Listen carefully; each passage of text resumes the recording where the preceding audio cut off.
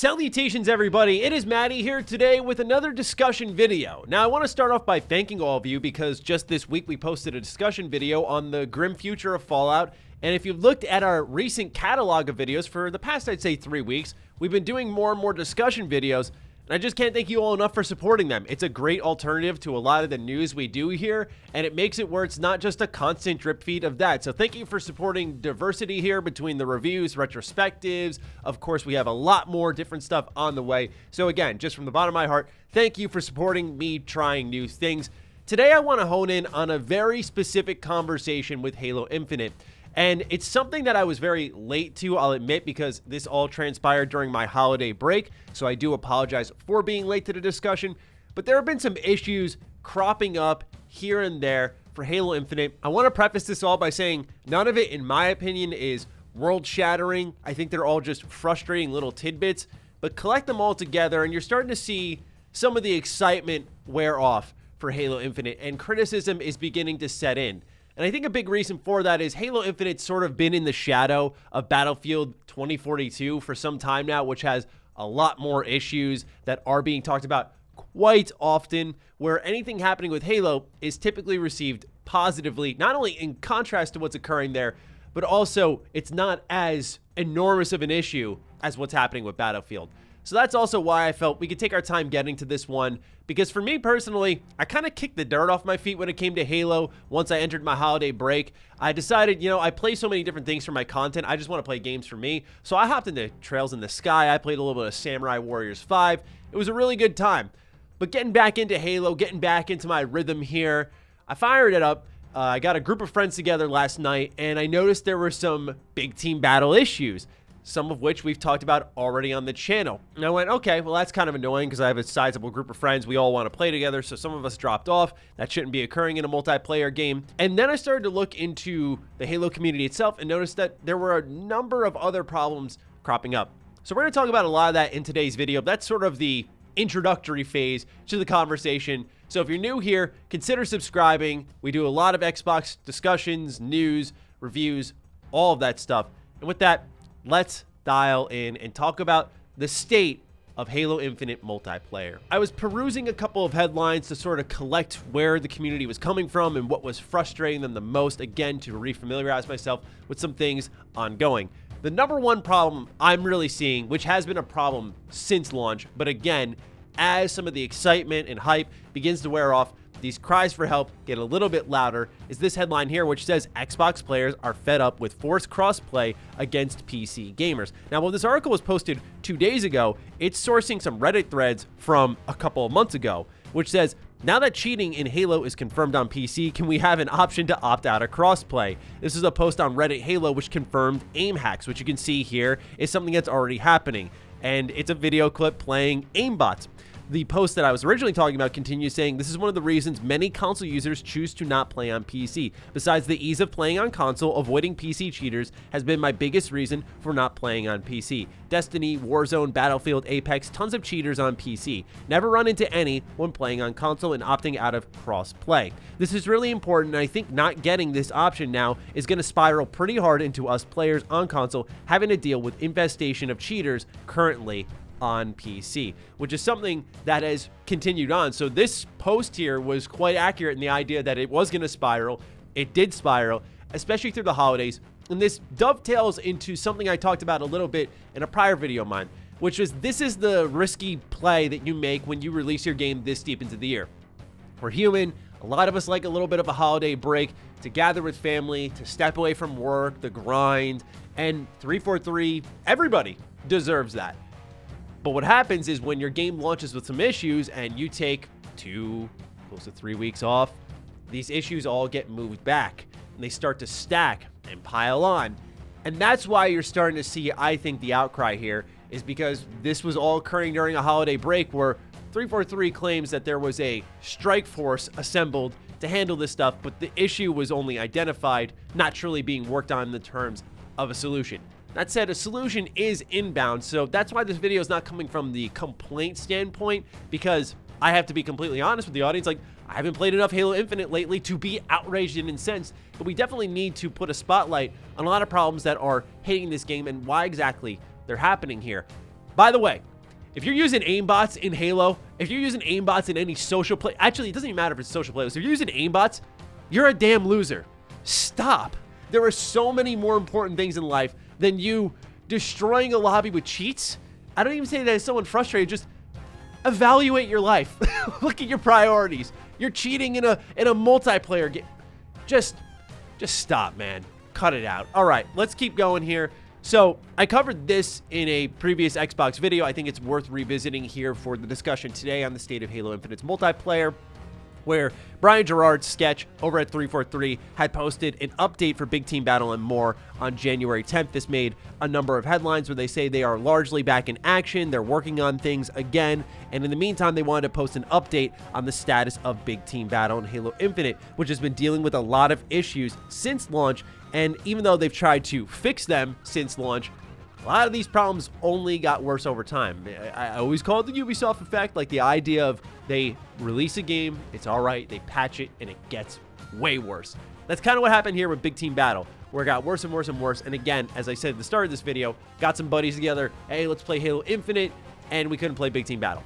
It just kept saying that we couldn't connect to the dedicated server. It kept recycling that notification. We had the dashboard canceled out. A couple friends had to hop off. It sucks. So this has been something that's affecting the player base far and wide, and they've posted a update now saying that the next steps are to continue testing and working on this issue and then move into the certification process for the patch as they prepare to release it. It's too soon to give an ETA, but they said, please know our goal is to release this as soon as we can while ensuring it doesn't have any unintended impact on the rest of the product itself.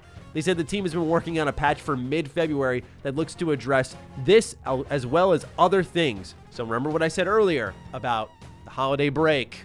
You have a lot of problems. Those problems stack up. You've got new problems to solve on top of that. Everything gets pushed back mid-February. This is the issue here, is that I'm not acting like doom and gloom Halo Infinite's going to die. It's not a dead game. It's not a dying game. That's not what's happening here. But it's still frustrating, right? Especially when the fix is coming around a time that a lot of games are coming out.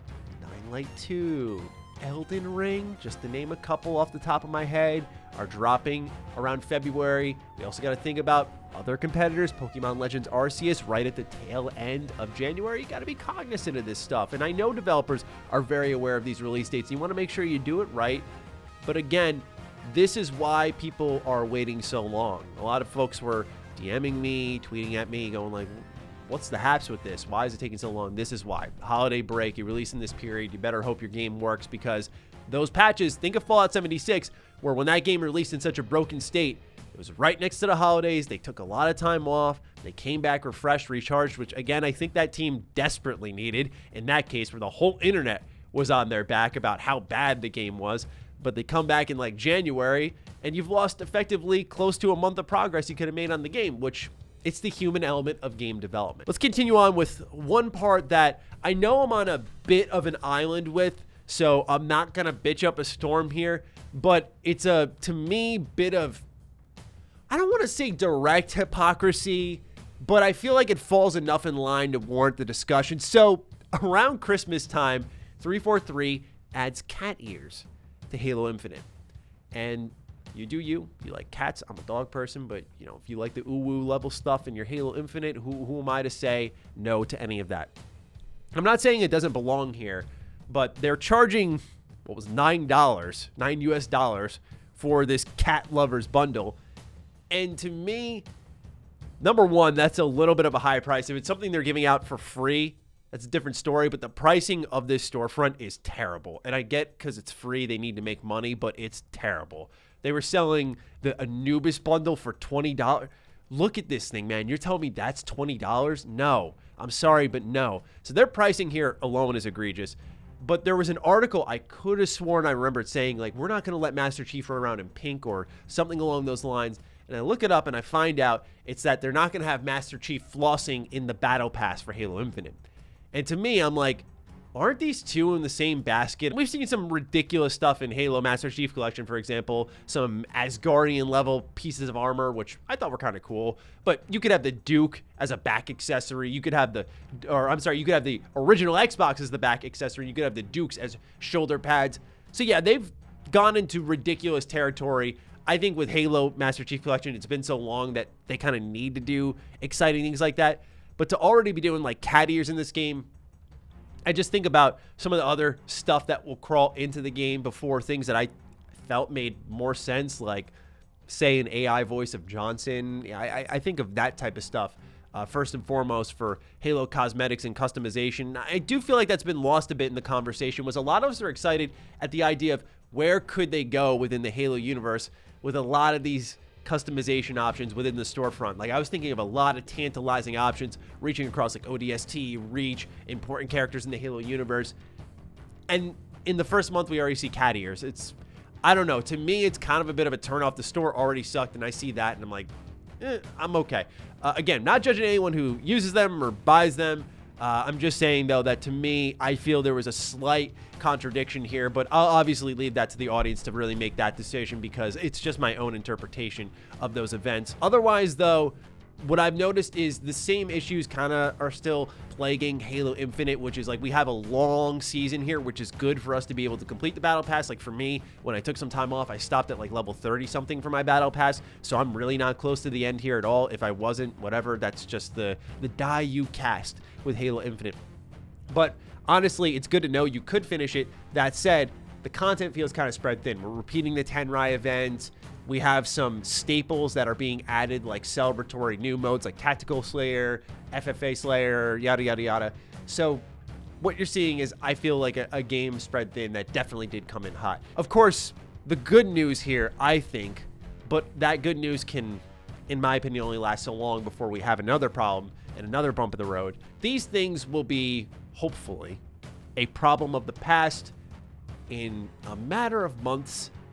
And we'll be talking about other exciting things coming to Halo Infinite. And in the long game, a lot of this doesn't matter, which is why I didn't want to come across like, whoa, what the hell? It's all over. No, I do think we have to talk about the state of the game here. And while it's fun, it's great. It was one of my top 3 games of the year. We still got to be critical of what is a pretty flawed launch here and what could be done better. And again, spotlight some community woes. Like the fact that crossplay isn't an opt-out thing. It should be like an at-launch feature. So it's really frustrating to see that isn't there. And other things like I need some challenge for returning flags in CTF. And there still isn't a dedicated CTF playlist. Like, severe oversights, it looks like. So I just wanted to share some of my thoughts here on the current state of Halo Infinite. Again, having a really good time whenever I hop into it, but there are some nagging issues on a technical front, on a design front that are beginning to rear their head a little more often. So wanted to talk about it in today's video, put a spotlight on it. And of course, as always, get your thoughts, see what you're thinking about all of this in the comments down below. Maybe you disagree, maybe you do agree. Let me know. I'm always open to all them thoughts, so do fire away. Other than that, follow me on Twitter, follow me on Instagram. Those links are in the description down below. And a big thank you to all the patrons, all the members who continue to support the hell out of the content here. Stay sexy, stay active. I love you all. Peace.